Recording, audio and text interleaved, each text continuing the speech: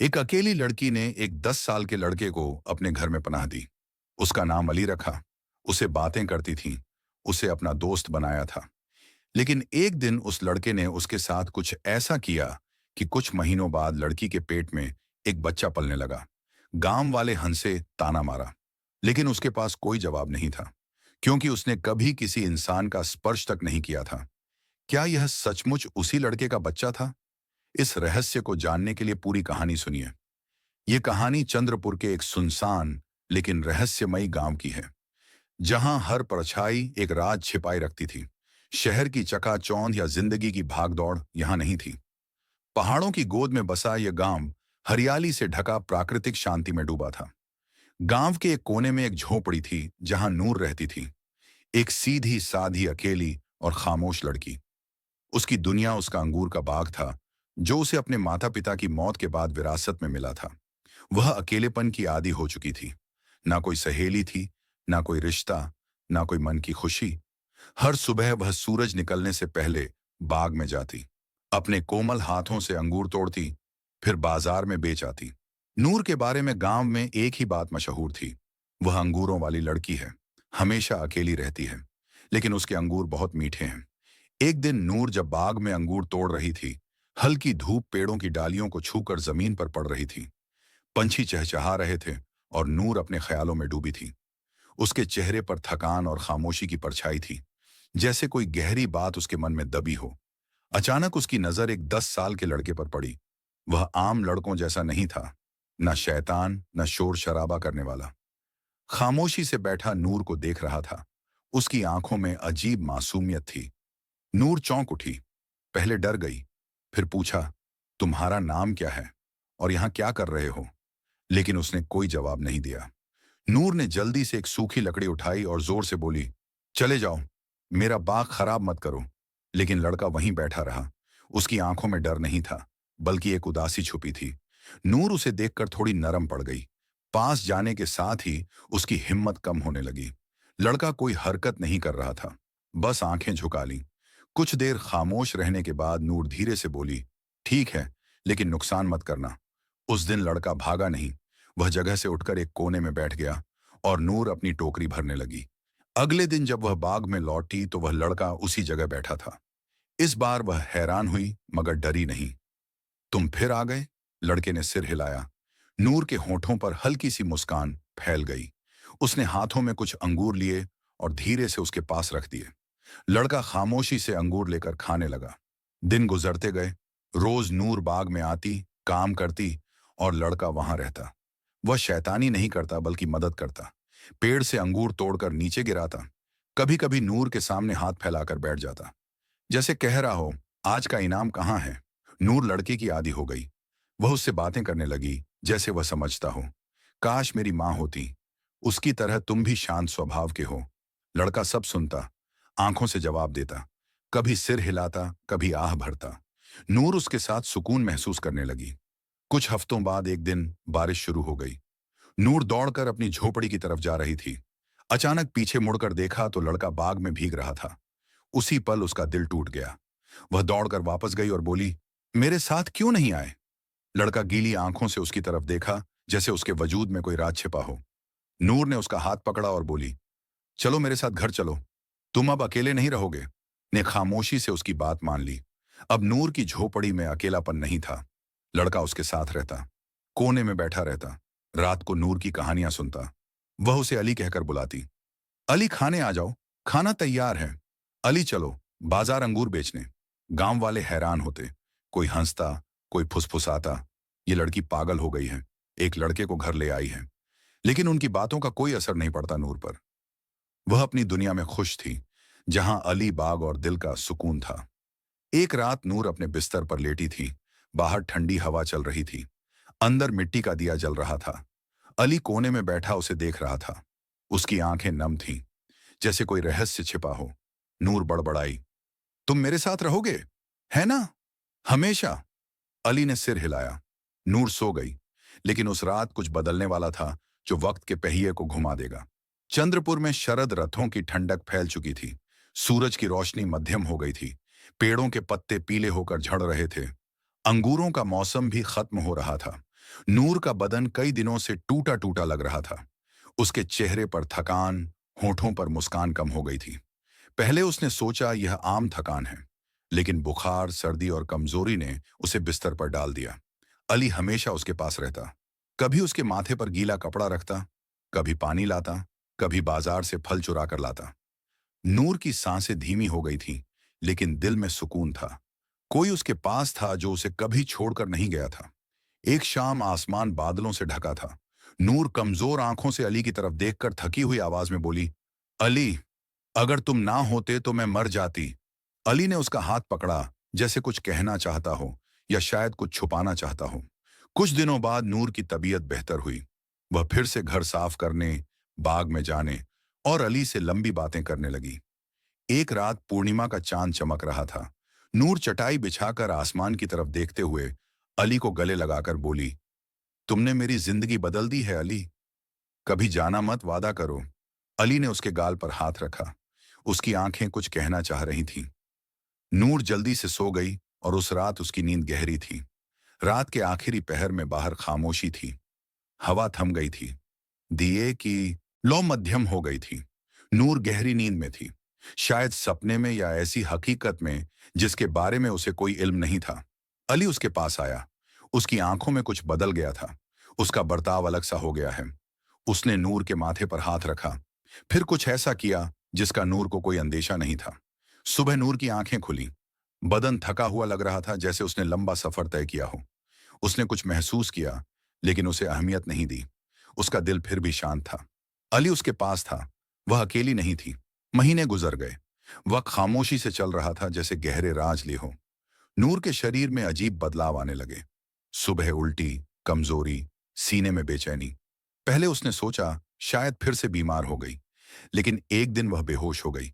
गांव के एक हकीम को बुलाया गया। उन्होंने नब्ज जांची और बोले, तुम मां बनने वाली हो। 4 महीने गुजर चुके हैं। नूर के कानों में जैसे बिजली गिरी। क्या कहा? हकीम नरम आवाज में बोले, हाँ बेटी, तुम हामिला हो। हक्की बक्की नूर बोली, लेकिन मैं तो कभी किसी के पास नहीं गई, किसी को छुआ भी नहीं। हकीम खामोशी से देखकर बोले, कभी कभी किस्मत ऐसा कुछ लिख देती है जो अकत्ल नहीं समझती। नूर घंटों आईने में खुद को देखती रही। उसके हाथ बार बार पेट पर जा रहे थे। आंखों में आंसू, दिल में जख्म और मन में बस एक ही सवाल, यह बच्चा किसका है? उसने सब पर शक किया। फिर नजर अली पर पड़ी। वह उसके सामने बैठा था, खामोश, मासूम आंखों से देख रहा था। लेकिन पहली बार नूर की आंखों में शक जागा। क्या तुम उसकी आंखों से आंसू झरे? अली ने सिर झुकाया। नूर चीख उठी, तुमने मेरी इज्जत खराब की है। तुम मेरे अकेले दोस्त थे। अली खामोशी से खड़ा रहा। नूर चीखी, निकल जाओ मेरे घर से। अभी अली दरवाजे के पास गया। एक बार पीछे देखा, फिर निकल गया। वह दरवाजे के बाहर बैठा रोता रहा, हर रात, हर दिन। लेकिन नूर ने दरवाजा नहीं खोला। नूर बाहर जाती, अंगूर तोड़ती, बाजार में बेचती, लेकिन अंदर ही अंदर वह टूट चुकी थी। गांव वालों की नजरें बदल गई थीं। कोई सवाल करता, कोई हंसता, कोई खामोशी से तमाशा देखता। अली अब बाग में नहीं घूमता था। वह नूर के दरवाजे की परछाई में बैठा रहता।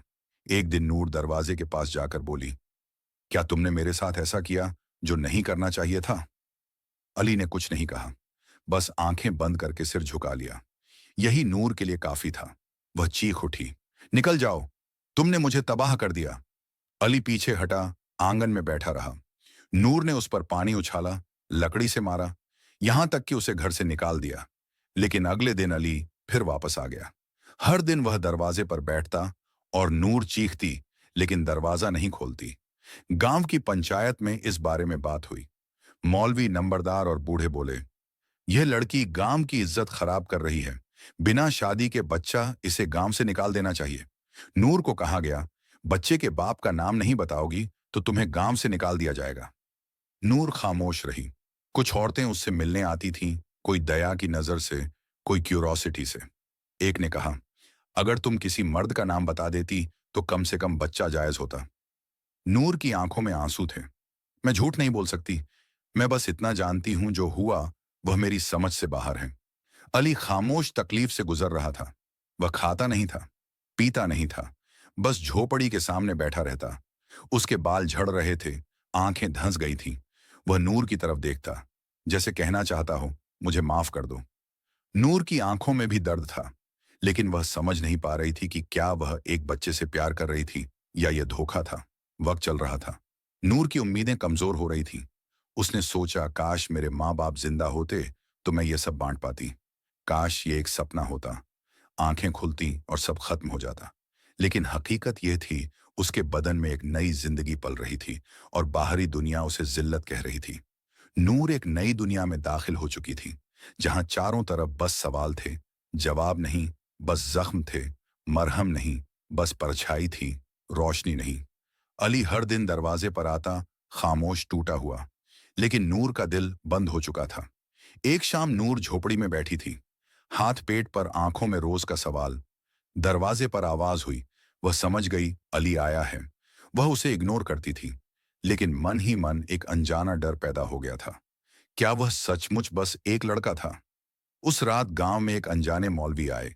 वह एक बूढ़े, खामोश स्वभाव के इंसान थे, जिनके चेहरे पर इल्म की छाप थी। उन्होंने नूर की झोपड़ी के सामने आकर कहा, बेटी, मुझे कुछ कहना है जो तुम्हारी किस्मत बदल सकता है। नूर हैरान हुई। मौलवी बोले, तुम जिस लड़के के साथ रहती थी, वह लड़का नहीं था, एक शापित जिन्न था। नूर की आंखें फैल गईं। ये क्या कह रहे हैं? वह तो एक बच्चा था। मौलवी ने सिर झुकाकर कहा, नहीं बेटी, बहुत साल पहले एक नौजवान ने एक बिल्ली को मार दिया था। सोचा था यह सिर्फ एक जानवर है, लेकिन वह एक जिन्न का बच्चा था। जिन्न ने उसे श्राप दिया था, उसे अदृश्य जिन्न बना दिया था, जिसे कोई देख या बात नहीं कर सकता था। लेकिन उसके एक अच्छे काम के लिए जिन्न ने उसे एक मौका दिया था। सिर्फ एक औरत उसे देख और बात कर पाएगी, और जिस दिन उस औरत से उसका सच्चा रिश्ता बनेगा, उस दिन वह फिर से इंसान बन जाएगा। वह औरत तुम हो। उसने जो अच्छा काम किया था वह यह था, बिल्ली को मारने के बाद उसने फौरन माफी मांगी थी और बिल्ली को मिट्टी दी थी। नूर के दिल में तूफान उठ गया। तो उस रात जो हुआ था वह श्राप तोड़ने का तरीका था। मौलवी ने हाँ में सिर हिलाया। वह अपराधी नहीं था, मजबूर था। शायद उसके दिल में मोहब्बत भी पैदा हो गई थी, इसलिए वह रोज वापस आता था। नूर ने दरवाजा खोला। जहां अली बैठता था, वहां एक खूबसूरत नौजवान खड़ा था। सफेद कपड़े, सादा चेहरा, आंखों में विनम्रता।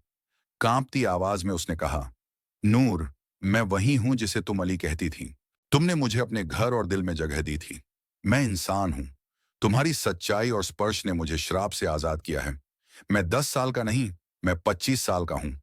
एक बिल्ली को मारा था, जानता नहीं था कि वह जिन्न का बच्चा है। मैंने माफी मांगी थी, उसे मिट्टी दी थी, और इसीलिए जिन्न ने मुझे यह मौका दिया था।